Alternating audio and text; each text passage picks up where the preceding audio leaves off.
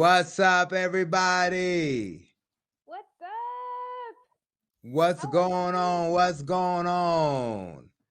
Welcome, welcome, welcome. Season finale.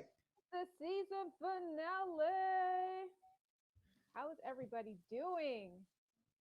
How are the Hey, hey, people? How are hey. the people? How are you? I'm great. How are you, Gogo? I am great. It is live stream day.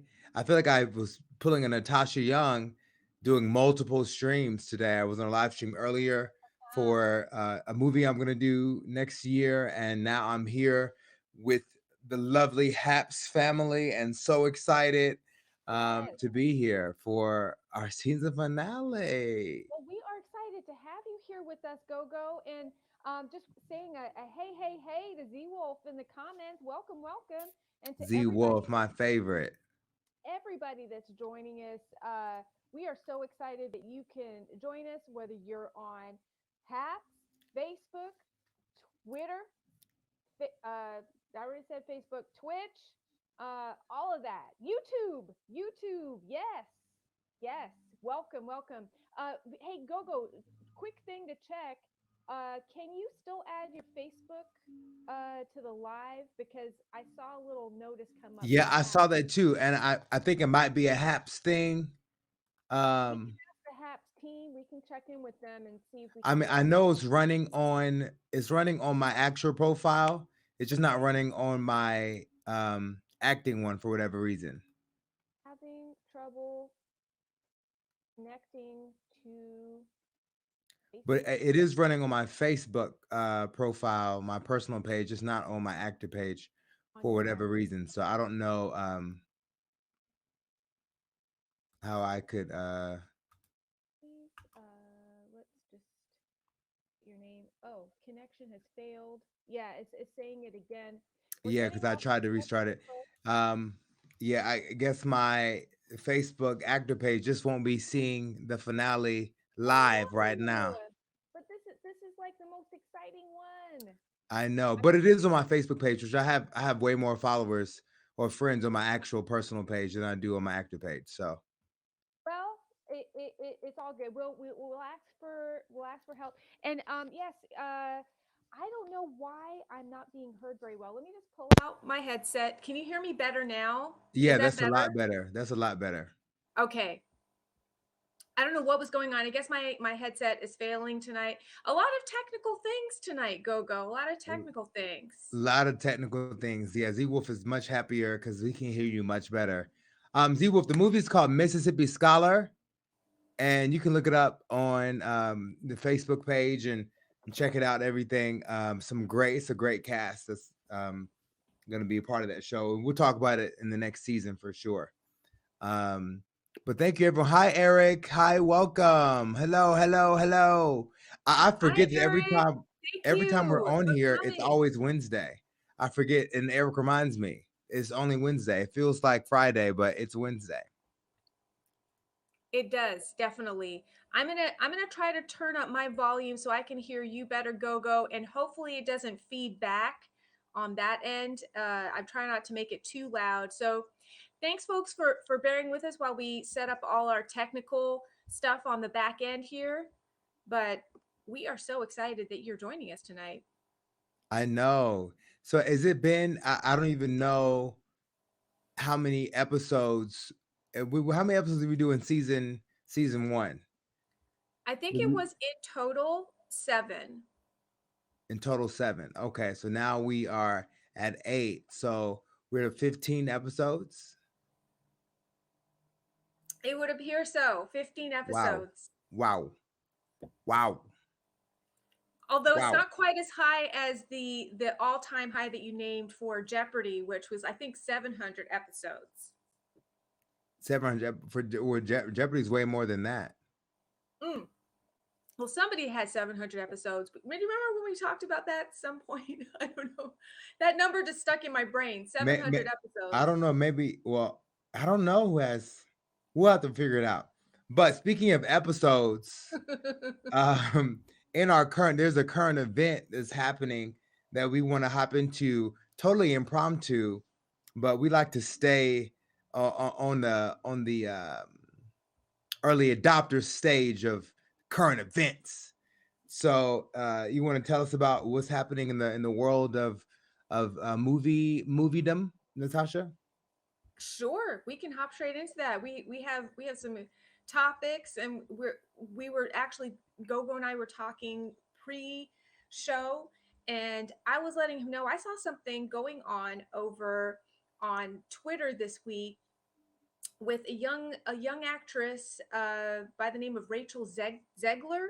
I hope I'm saying her name right. Is that the one Uh, that we were yeah, yeah, chit chatting about? yeah. Yes. Mhm. Um, saw that she was just cast as Snow White recently, and there's been some backlash somewhere from fans or some people that were just, had something to say about it.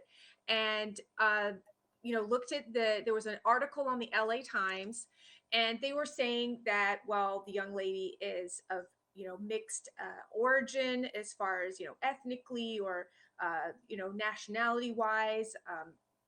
Colombian and Polish, I think, were the backgrounds that were mentioned. Mhm. But that some members, some people who saw this announcement were, had something to say about it. So that was the news that we were kind of talking about for Right, everyone right. And watching then this week. she tweeted back, correct? Yes, she tweeted back. I mean, she had something to say about it, and she was just like, "Look, I didn't have like the tweet all like queued up, so I'm trying to catch up to I mean, you the don't have to read whole." the tweet quote for quote, but I know it's along the lines of she basically said that she manifested, getting this role, and we talk a lot about going after getting what you want in life, and there's been such a topic of casting, with different roles and everything, and I was telling Natasha before the show, I said, had they cast someone that was of that had pale skin or whatever it was, then there would have been a group to say, well, why y'all do that? She had to, y'all could have added something else in there or something. In the Hmm. There's always going to be a dissenting opinion. And what I told Natasha, I said, listen, if you're the producer of a show, of a movie, and you're paying for it, you have whoever you want to in there. And if we as the consumer don't like it, we don't have to go see it. And I think it's really that simple. And of course, Disney is going to move forward and continue with their casting decision, and that's totally fine, and that is their right. But I do think because of social media, those that little corner of 10, 15, 20, 100 people, you know, as the people that run these stories, they find these things and they make it a big deal. When in reality, it was Yes. probably like a very small minority group of people that had something to say about it. Yes, there was a great comment while you were stating that. And welcome, Eli, in the comments. He was saying that quantum physics has proven that observation alters reality. We change our reality just by living it. Manifesting things is more real than many believe. I love That's good all of that. stuff. Good stuff. Great contribution. Thank you. And it just ties perfectly into the tweet, because I just found it, Gogo, that what Rachel put in this tweet in response to people talking about her casting. She says, "I have manifested my entire life. Mm. I think i think that's the tweet. That's the tweet. So I'm She about to said what she tweet said. that right now because I love it. Yeah, that's amazing. I love that. I love that. And that's good stuff. And and this is what I love about living in America is that if you don't like something, you have every right to say that you don't like it. And if we don't like that you don't Yeah. like it, we also have every right to say so as well. So it's beautiful. It's great. Um, Keeps things interesting, and we have things to discuss impromptu on a show called Gogo and Natasha in the process. Yes, Yes, yes, I love that impromptu discussion. yes, and a little known fact. I hope I can share it because I am. Is that Natasha has also had her. She the Snow White is very personal to you. Is that correct? That is correct, Gogo. I actually had the joy of portraying Snow White in a tour with a UK theater company that I worked with for several months. And as a woman of color, this was a wonderful opportunity that I actually, if I'm being really honest, Gogo, I didn't think there was anything extraordinary about it for myself because Hmm. I knew that was a role for me. Got I it. knew that I related to the essence of that character. I understood her. I understood what she was going through. And it was an adaptation of the piece, but I really just, I think people get too wrapped up in the idea that things have to look a certain way when Mm. really characters have an essence. And if that's being captured by the actor, no matter what they may appear to be, then you're getting the story across. Right. And I'm so thankful to the director and to that team for being so open-minded and also visionary to allow me to portray Snow White. And I had a ball. I had an Yeah. absolute ball doing that role. That's amazing. I love that. I love that. And I'm glad you got to do that. And that's so Thank you. great. And I see that everyone is commenting on this lovely jacket that I have on. Thank you so much. Yes, they are. They are loving the jacket. Michael Jackson is some of the reference. It's flashy. It's like at that level. It is. It is. I had to come, give you guys a little something for the season finale. We both have a pop of color. Natasha has her lovely pink on. She's out here winning. Hello? Yeah, let them know. Let the people know. Okay. Thank you. And just want to acknowledge this comment. Eli, thank you so much. Yes, sometimes casting out of character can make a character even more real, too. It's, as you said, about what the actor brings to the role more than who the actor is. Yeah. Loving all of that. Yes. Eli, he is letting us know today. Come on. Amazing. Yes. So we have a couple more topics that we were wanting to get into today. Let me just throw those up onto the screen so everyone can see what we are talking about. And then a little bit later, in about 15 minutes, we're going to drop an amazing interview. Yes. Yes. And so we are hopping into finding your joy. And it ties into the interview that we have with an amazing artist as well. And so we start the question of what is finding your joy, to you, because, and I'm just saying it out to everyone because that is the essence of finding that happiness and being happy. When you can find your joy, where is the joy in the thing that you're doing? Because even in our passion, we don't always have everything that we love in what we do, but we have to find the joy in the things that we do love to do. And I think that, like, Natasha, you've shared so many times that, like, this show brings you joy and it brings you up and it forces you to focus on things that you love and want to do rather than other things that may be less fun to deal with in your life. Absolutely.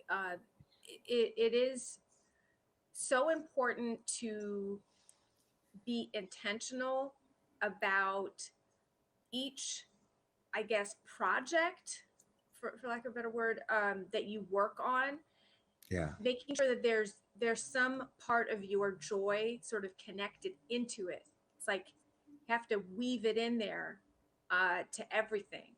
So this project, our talking with each other every week in this format has been a source of joy, and it's also been a source of upliftment for me.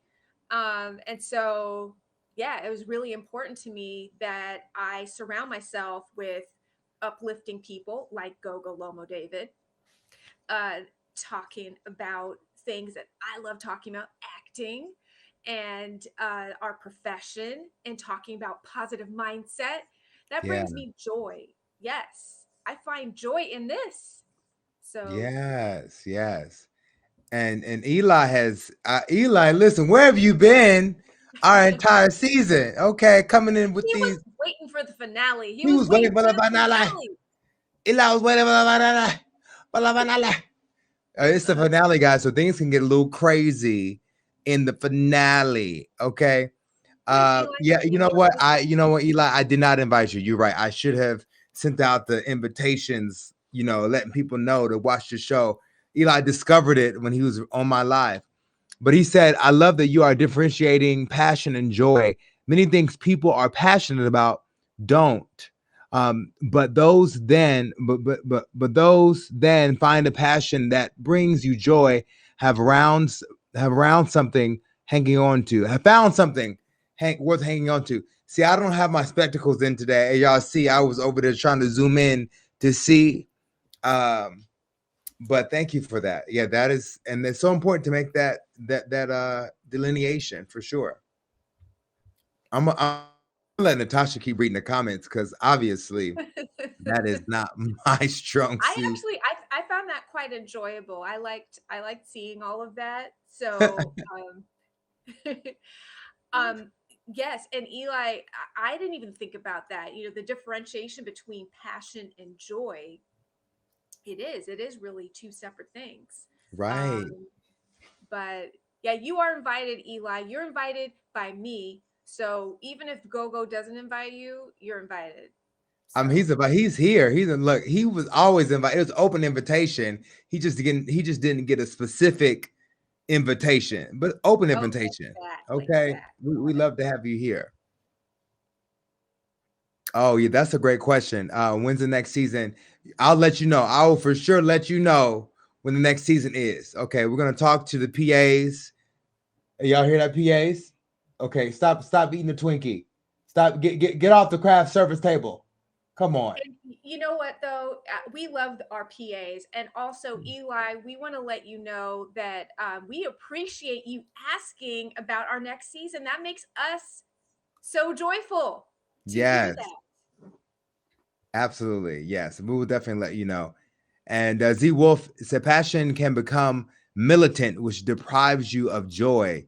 Eli is right. Yes, Ooh. that's good. Yeah, put that up there. Yeah, that is, Ooh. it's true. I mean, listen, that's a That just whole, hit. because when I get into acting mode and it's time for me to do, it's such a driving force to get whatever I need done. That I didn't have to go find the joy again. But one of the rules I tell my friends all the time that are auditioning for things, Yeah. the person that books a job is the person that had the most fun doing the job. So if you did Come not book a job, on. it's because you didn't have enough fun doing the job. And they chose the person that had the most fun. Now, in reality, there may be a whole bunch of different factors. I use that as a mental tool to keep me in the space of fun so that I can perform and be free. So it's really just a mental lifter. And Light it works years. very well for me. Light years ahead. And thank you for sharing that, Gogo. And for every actor that's watching, and or if you're trying to get into acting, these are gold nuggets. These are the gold that it took me years. I mean, I knew that intellectually I need to be having fun, but I couldn't find the fun because I was Mm, so passionate about my career. I was yeah, passionate about acting, and through that it just became, like Z Wolf mentioned, militant. It became a little bit too, like, oh, I have to do this, and regiment. And it's like, no, you have to have fun. right, They want to work with people who are enjoying themselves, because you're going to spend 14 hours with this person on set. Do you right, want to spend 14 hours with someone who's militant and angry and upset that their passion isn't being, it's like, no. Joy, fun, keep it simple. right. Yeah. Keep it joy fun and joyful. Come on. Mm, come on. Yes, I love it. So much And gold here. You guys are killing it in the comments. And just so you know, you can join us in the comments whether you're here on Haps or whether you're in on Facebook, Twitter, Twitch, everywhere. You can join in. And D Wolf wants to. He has a very important question, Gogo. he wants to know, where's my Twinkie? Okay. And I've sent you a response. And for those of you that are not in the HAPS chat, you're missing out. But Z Wolf, You're missing out. Sorry. it's on the way. Okay, it's on the way. It is on the way. I love Wait a it. minute. I didn't say it was coming. I didn't say it was coming by the mailbox. Okay, look, I got a couple carrier pigeons that are waiting. Okay, as soon as that draft come in, okay, they're gonna be cuckoo, because that's what my carrier cuckoo. That's how my carrier pigeons. That's the sound they make. Cuckoo. That's a great sound effect right Mm-hmm. there. Right there. Everyone, we are talking about topics. This is Gogo and Natasha in the process. We want to thank everyone that's joining. We see you coming in here, watching, whether you're on Facebook, Twitter, Twitch, YouTube. We are talking about finding your joy and now obligation versus choice. Ooh! Oh my goodness. Now, this right here, obligation versus choice, because I'm just excited just about the topic. I think that it is so important. Both of those things are very important, and they both carry very different weights. And when it comes to your career and the things that you want to do, there are times where you are feel things out of obligation, because as an actor, it is an obligation for us to do the auditions that have been given to us by our managers, agents, or even our own self-submission. But we have to remember that yes, it's an obligation for the career we've chosen, yes, but it is still a choice to do it. Because you made the choice to be an actor, and with that choice comes obligation. And you are obligated to do the job that you chose to do, okay? Because you chose to pursue this career, so now you're obligated to do the work. And so you really have to find that balance between the two things, because when you get caught up in obligation, you lose that joy that we were talking about. So you have to make sure you remember that it is a choice, because you did choose this life. You can also choose to do a different life. And then those moments when obligation comes up of like you have an audition, but you have to go to sleep to wake up for work the next day, but it's also due tomorrow as well. You then have an obligation to meet that need that's being asked of you, because you made a choice to go ahead and pursue your career as an actor. So in that making a choice, there may be obligation for you to cut out some sleep to go ahead and do the things that you want to do. Okay. And I'm talking about a specific situation, and it's very personal, near and dear to my heart. And but you have to know that that's just what's being asked of you. And if you can't rise to the occasion, then you're not ready to meet that obligation. So you might need to make a different choice. That's all I got for you. Okay. Now, I appreciate all of that, and we see that Eli says obligation is a choice, though. Also a choice. Because you choose what to feel obligated to do. Come on, Eli. Come on. Yes. Yes. But there was one point that I keep coming back to, and I know this is a point Gogo and I kind of we dance around this topic. We talk about his bed not being made. This is all season, so if you want to see the other episode, because he doesn't sleep. He works like he's on this like pace where he is going for it in his career, and he's doing what he needs to do to make things happen. Now I understand that I've been at these points at many points in my career. So yes, and even Eli says, Gogo has like 19 jobs. That's how we do. That's how we get things done. That's how we get it. And to clarify, I do sleep. I do it in a very unconventional way. Unconventional. But you get the rest that your body needs. I do. And sometimes my body will tell me I need rest at very inopportune times. And I'm obligated to to do You did there. what my body's asked me to do. You see what he did. That was cool. Gogo, you worked the topic back into the response. Yes, but it is so important, and I think this is a topic that I'm personally very interested in because I have gone through some very serious health issues in my career at different points. I have pushed myself to make things happen, and then my body has gotten to the point where it's like, no more. So absolutely, it's just one of those things where you think about, okay, I need to get some rest, but I also need to make this happen. Right. And when you're, yeah, when you get to that point where it's just like your body says, no curtains. Mine wasn't like, so it didn't turn around so quickly because I've been doing it for so many years, Yeah. year after year. And it got to the point where it's like, it just, everything kind of shut down. So I think it's just my whole, I guess my whole feeling about this is I really like to keep that level of awareness that there is a threshold and that you cannot go on indefinitely, Right. depriving your body of sleep or depriving Right. yourself of self-care, and believe that your artist is going to be able to continue. Yes. Yes. So you have to manage your obligations, both mentally, physically, psychologically, and environmentally. 100%. 100%. I agree. Yes. So we are almost, it's almost time for us to It's plug almost this time, and we have had. I mean, interview. it's been something I'm already filled. It's been so substantive already between Z Wolf and Eli, and everyone that's here in our comments, and we appreciate it. I Thank mean, you. yes, but we have a wonderful guest that we are bringing on. The show has talked to the person. It is pre-recorded. So for Yes. those of you that think that we don't know that it's pre-recorded, we know because we recorded it previously.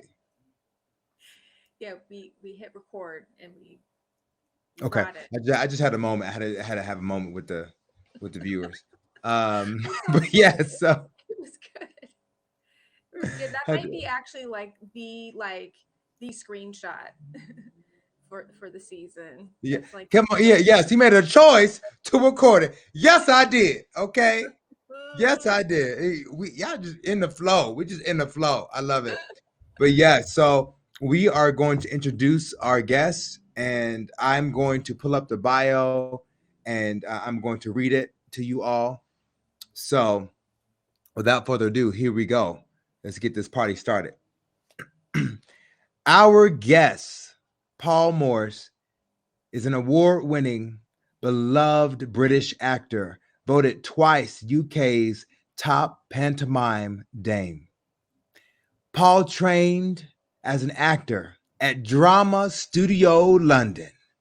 His extensive theater credits include national UK tours of number one ITV hit comedy Rising Damp, playing the role of Alan, originally made famous by Richard Beckinsale and directed by original cast member Don Warrington, and the hilarious farce A Bed Full of Foreigners, playing the role of Hans, the inept hotel manager, and Oh, Wait, a Lovely War by Joan Littlewood. Additionally, this will be Paul's 18th consecutive year in Panto, one of Britain's best dames. In 2016 and 2017, Paul was awarded UK's Best Dame by the UK Panto Fan Awards. And in 2017, he was nominated for Best Dame by the Great British Pantomime Awards.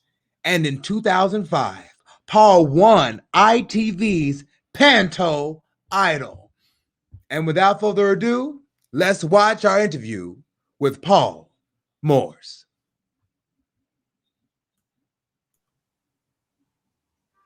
We are so excited to have you here, Paul. Thank you for being with us. Thank you for Thank you being very much. here.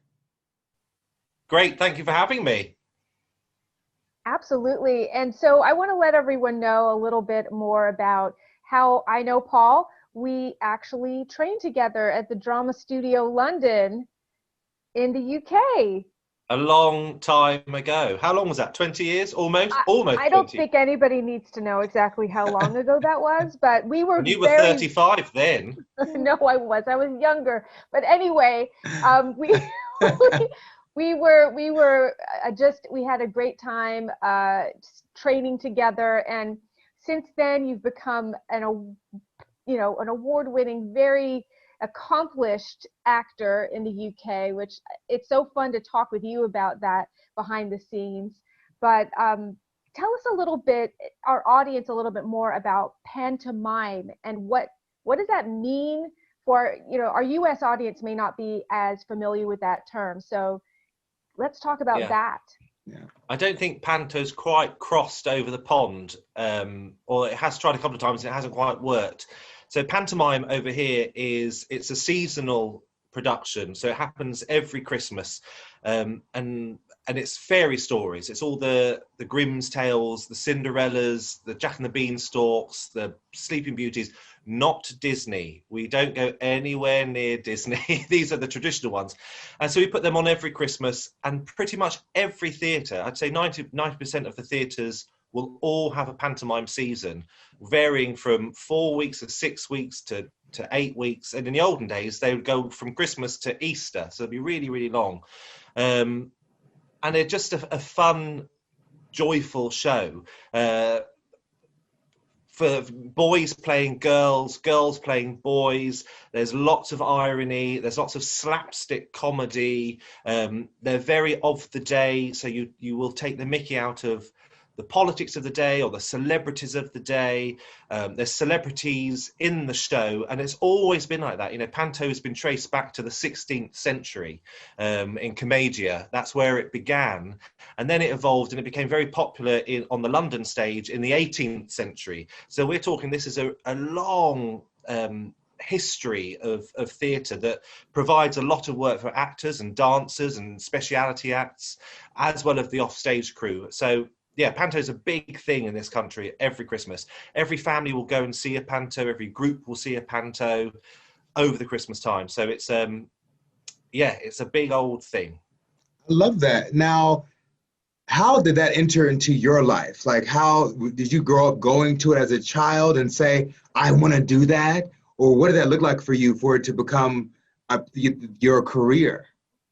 We used to go as children. We'd go to the local pantomime with my mum. I absolutely hated it. I couldn't bear it. So we would go, and then really what got me into it was being at drama school, because we had lessons in pantomime. They recognised that Panto was a big part of our career and a big earning capability for us. So we were trained in Panto routines. A lot of the routines are just passed down the line. There's no book that tells you the big routines that you do. They're just given from one performer to another. And once you play a role in Panto, that's pretty much what you will play for your career. So I play the dame. I will always play the dame pretty much for the rest of my career until I get too fat and old and can't walk anymore. And the younger boys will play the princes, and they will play prince for a number of years until they get too old and they have to play the comedy role. So you'll play the same character every time. When we trained, I was cast as the dame. So she is the mother of the piece, the hero's mum. So Aladdin's mum is Widow Twankey. Jack and the Beanstalk's mum is Dame Trot.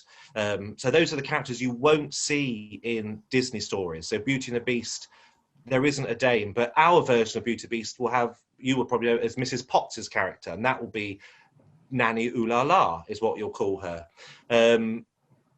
So I got cast as that, and I did quite well. And I got a job as soon as I left drama school at Christmas time during Dame. I won a TV show at the time in the south of England called Panto Idol, which was a live thing where I had to go on stage. And that's how I got the job. I just saw it as a work, as another job. You know, you have your open airs in the summer, your autumn tour, and Christmas was your Christmas block of work. And then you grow to love it. And if you love that vaudeville, or you love that that Victoriana feel of audience joining in and shouting out, and you call and response, Panto is for you. And it worked for, it ticked my boxes, and it's worked for me. And 18 years later, I'm still doing it. That's Wow. amazing. That's amazing, Paul. And just so our audience knows, we are going to show a clip from this, right, Gogo? Yes, we're going to show a clip at the end of our interview with you, Paul. We're going to show them your amazing Panto, and I'm excited to see, because I haven't seen this clip yet, so I'm looking forward to seeing it. Do I get royalties? Because this show is not where you are, the royalties are going to hit different. So you'll see a royalty. It won't be in the form of money, but it might be in the form of followers. Real. Yeah. Brilliant. Yeah. That's how we're going to do it. Well, I love that. So that's so cool that you have made a career out of this thing, and so you're so embedded with the culture in the UK when it comes to this particular type of acting work. I mean, you must feel some type of pride and joy about, like, you are like keeping this culture alive in this way. Yeah, it's very much, Panto is based on tradition. It's extremely British. That's why it doesn't really transfer to many other countries. They tried to take it to Australia, because obviously Australians share the same sort of humour because we're so closely related. It hasn't quite worked with America, with the whole irony thing and getting that difference. Although I would have thought slapstick would have worked, because in America you love your slapstick, and we do have a lot of that in this show.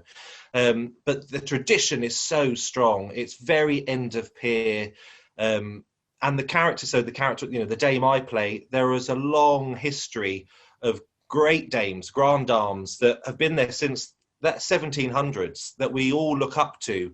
You know, there's Dan Leno, and in later years, Danny LaRue.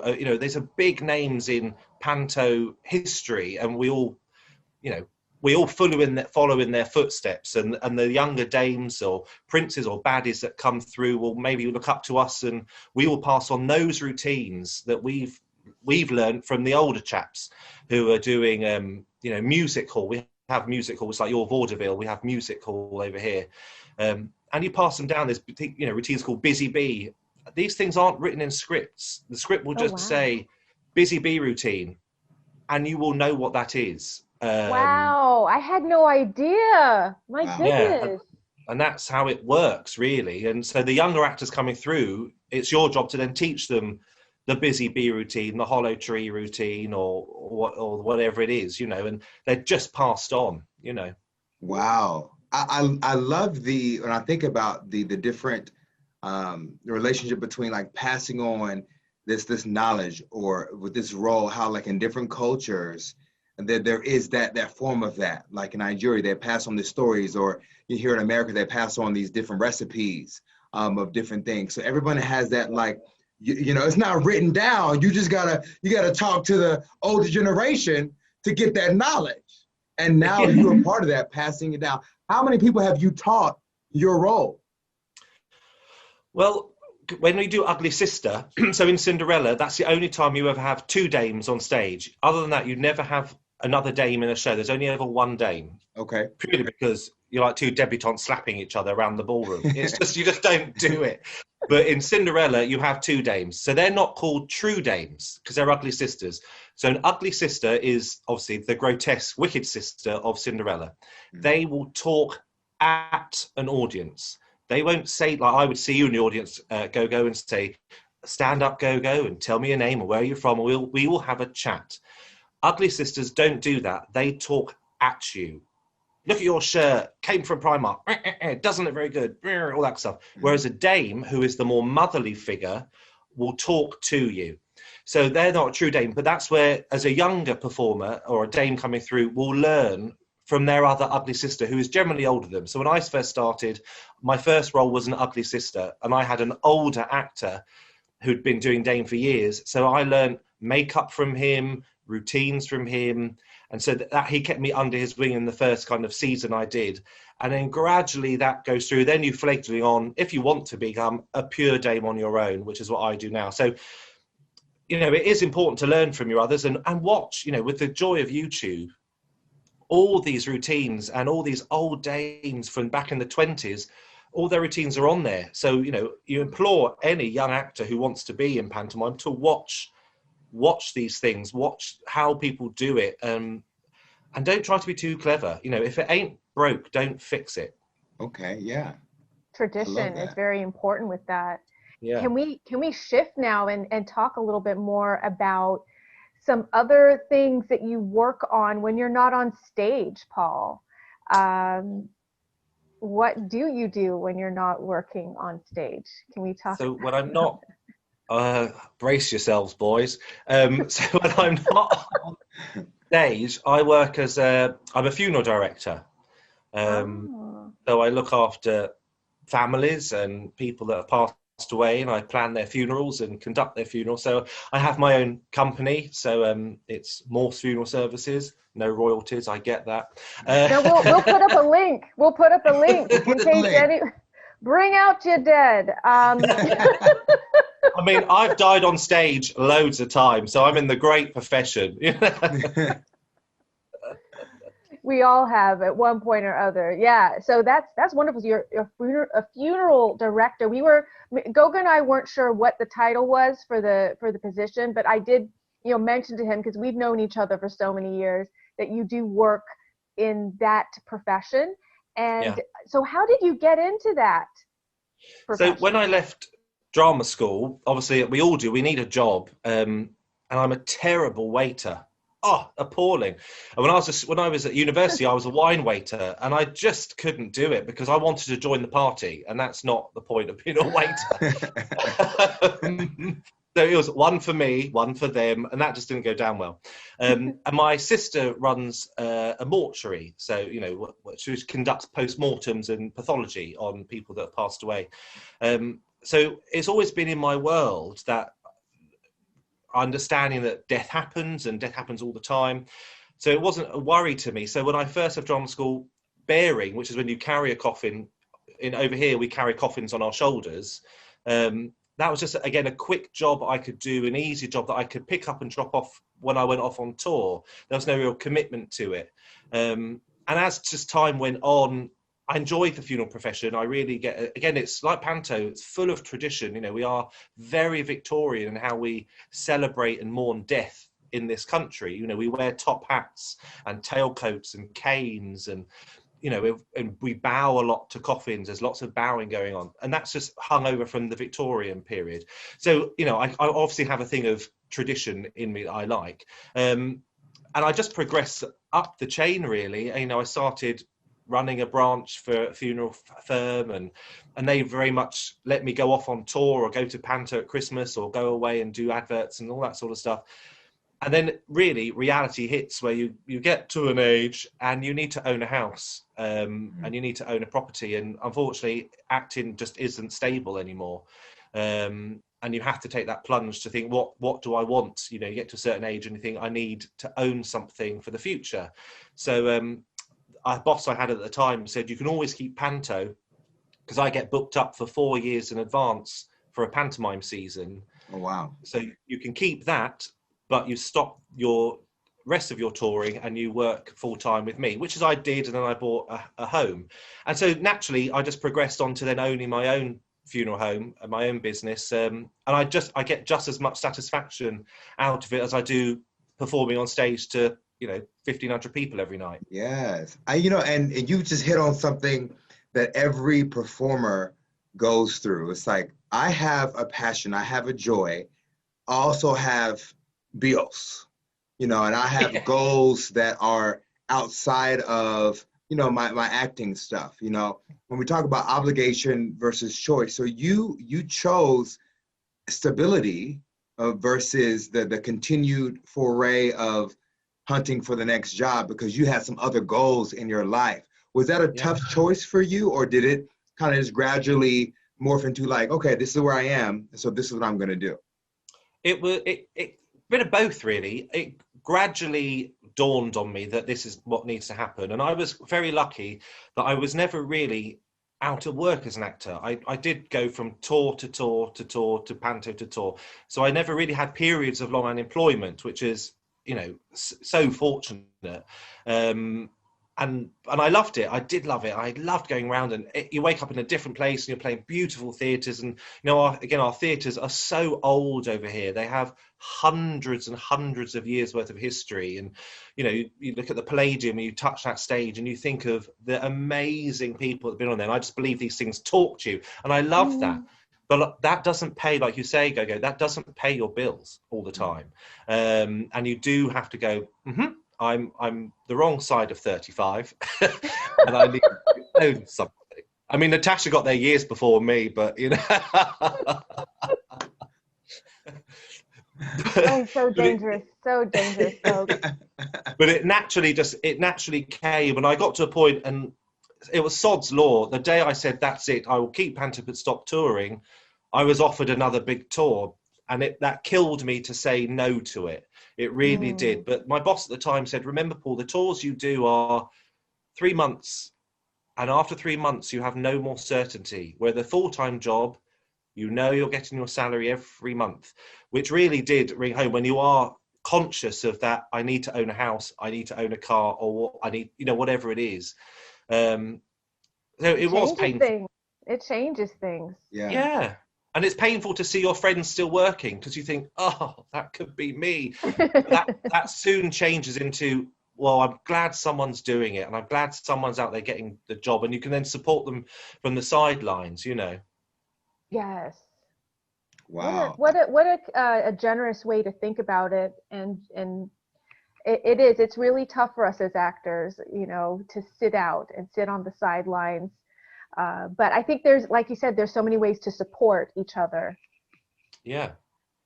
And you just got to know what your goals are in life, and it all changes. You know, ladies get older and they suddenly go, we want to have a family and we want to have children. So that is a life shift. Except for me. Except for you. I am the evil stepmother. Spinster is the word, but, you know. So evil, folks. It's just pure evil. Well, you know, and I love what you were saying, Paul, because you had a love for acting. You still have that love, and so what you've done is you've created an opportunity for you to have both in your life.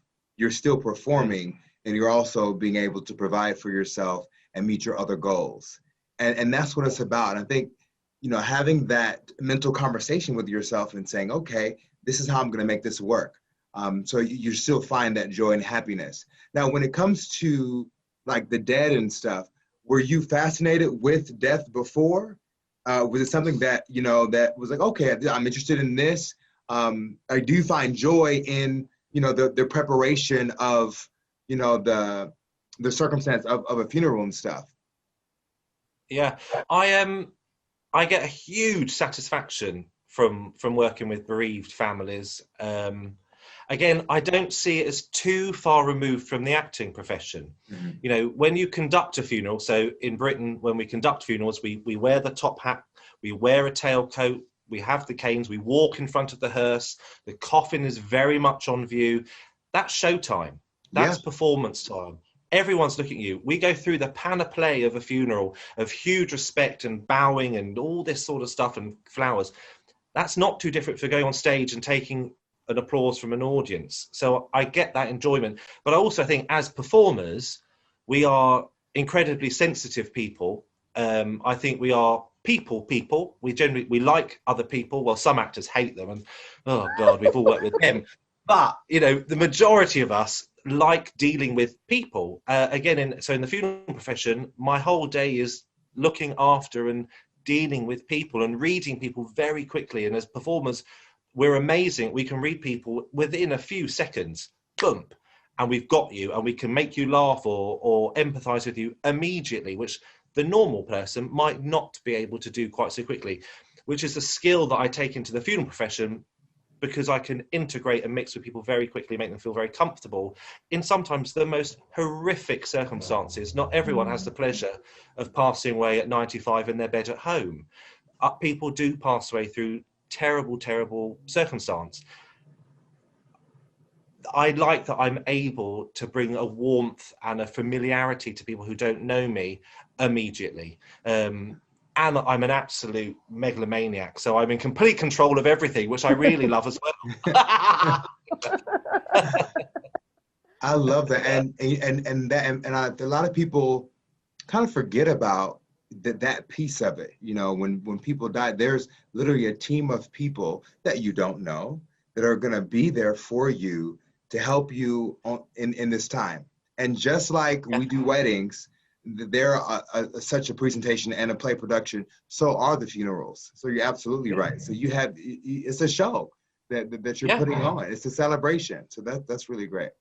It's so Absolutely. lovely. Yeah. I was just going to add in, I just think that's so lovely that you recognize that there's a transferable skill from the acting profession, that often people forget that we do have this wide range of interpersonal skills that not every professional might have access to. And that's through our training and through our experience in this line of work. So that's amazing. And a lot of my families who then it comes up in a conversation about jobs, and they always go, "Oh, you're so young," because most funeral directors are of old, grey-haired, Oliver Twist type people, and I turn up and they go, "Oh, you're the funeral director," you know? And you go, "Yeah, because you're young," and and you bring a youthful energy to things, so it naturally gets on to former jobs. And if I tell them about Panto and acting, they absolutely love it. Absolutely love that you have another life. You're not this somber person who just looks after deceased people. You're normal, you know. And I do a lot of actors' funerals and performers' funerals over here, because we think outside the box. We don't just go down that one straight route. We can open it up to them. And I've had beautiful funerals with applause and clapping instead of crying. And when you bounce the tabs for a curtain call, the curtains close and open, you bow and all that, you take your call. We do that. I do that for actors' funerals and crematoriums. So the curtains will close around the coffin. That's generally the end. In an actor's funeral, we will reopen those curtains and we will close them again. So that deceased has their final encore. They can take their final bow. And at that point, the congregation goes ballistic. People who aren't performers on the funeral waiting to come in go, "What are they doing in there? Why are they going crazy?" But it's appropriate. And, my job as a funeral director is to construct a farewell to your mother, boyfriend, husband, wife, whatever it is, that's fitting, is apt, and we capture their spirit. It's not formulaic, and it can't be, because people then leave funerals going, "That was a really dreary funeral," because we haven't captured the soul or the essence of that person. Yeah. Wow. This is great. This is amazing. Thank you so much for sharing that piece of, I've learned so much. This is good. Yeah, Gogo was really looking forward to this. When I mentioned to him that you work in this industry, he was super excited. And, and we've talked about this many times privately, Paul, about, your profession, the other profession. And so I've never heard as much detail and how it relates to acting. So this has been also informational for me. Good. Yeah. Do I get any royalties on that as well, or not? Also royalties. So the way the royalties work, okay? He's gonna find his money some way, somewhere. He'll find it. Yeah. So I'll put it in the snail mail. So you'll get it. You'll get it at some point. And I know Paul has something brewing and stirring, like in the works. Yes. Can we talk about any of that on the air right now? Is that something you can share? You're at liberty? Well, my doctor said I can have cream for it if I really need it. We've opened up a whole nother interview right there. Yeah, I've got there's at the moment there's but obviously because we're just coming out of the pandemic, the coronavirus pandemic. So over here it was like in America or like everywhere in the world, it was just immense, and it smacked all our professions. The theatre industry and the TV industry shut down. The funeral industry became overstretched. We were hit in both extremes. And a film company came to me and asked to follow me and to make a documentary on my two lives as a Panto performer, but also a funeral director within the pandemic. So they've been following me for the last kind of 8 months or so. And that hopefully will be coming on, I'd imagine, in the new year, because obviously we've got Panto season this Christmas. So they need to finish filming that, and then it'll be on New Year. So it could be on a satellite channel near you soon. Ooh. So exciting. Okay, so be looking out for that, folks. We had him first. Gogo and Natasha in the process. Yes, we did.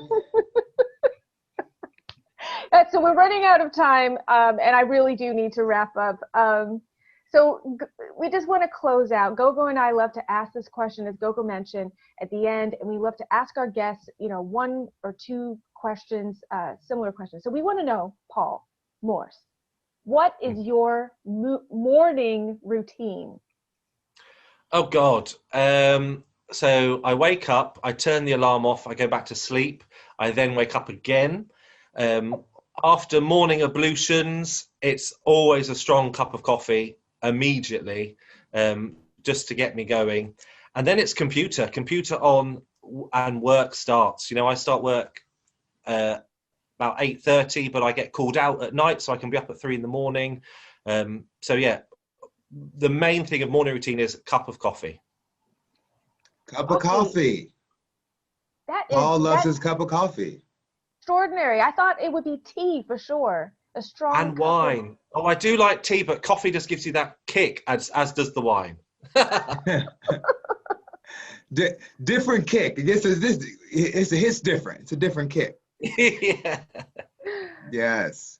Well, thank you so much, Paul, for this amazing interview. You are amazing, and getting a chance to just experience what you do just through interview has been great, and we so appreciate it here at Gogo and Natasha. Thank you so much. Thank you very much for having me. Absolutely. And Paul, it's a pleasure to see you. Like, we haven't really had a chat like this in a while, so I'm so happy to see your face. Well, the last time I saw you, it was your graduation day. Yes, you saw me, but I didn't see you. That's it was like, so yes, it's great to see your face, and we can't wait to show this to everyone.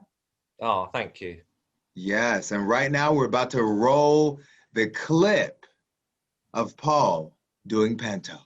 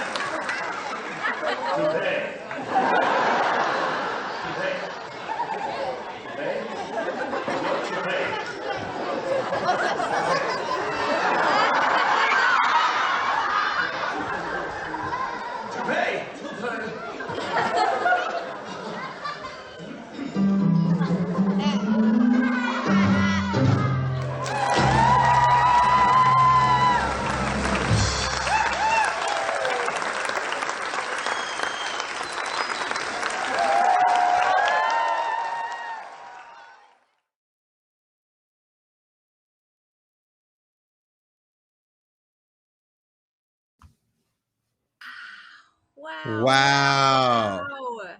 Oh my goodness. This is so amazing. Yay. So Everyone, thank good. you so much for hanging with us through this amazing interview. We've had so many amazing comments from all over, and we want to thank everyone that's been watching. I know some of you are already heading to sleep. We just want to thank you for hanging with us through this amazing interview. Absolutely. Thank you all so much. I mean, this was such a great way to end this lovely season. And it has been such a joy and such an honor and such a choice to be here.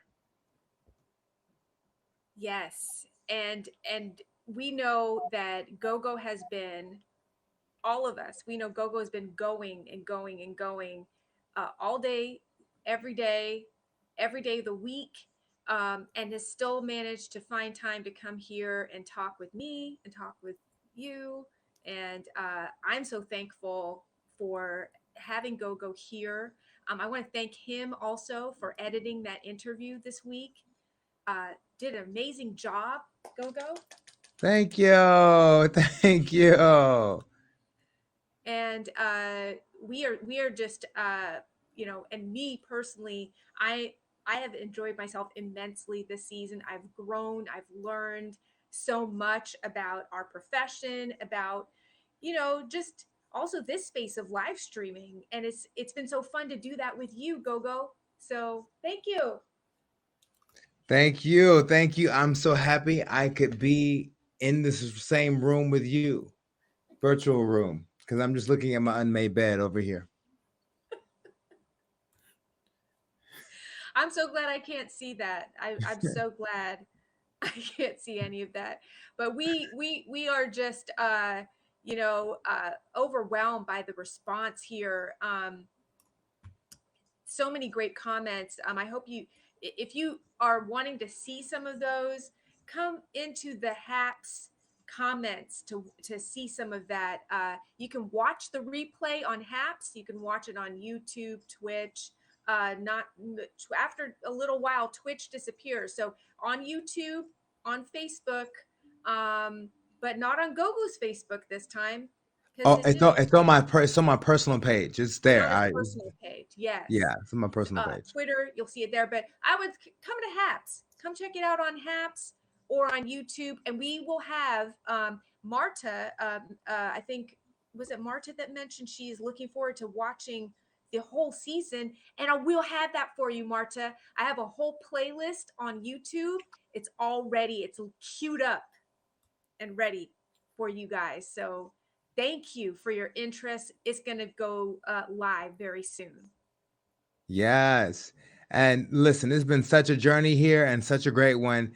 And we are not going to say goodbye, but we'll say see you later here from Gogo and Natasha. In the process. Yeah.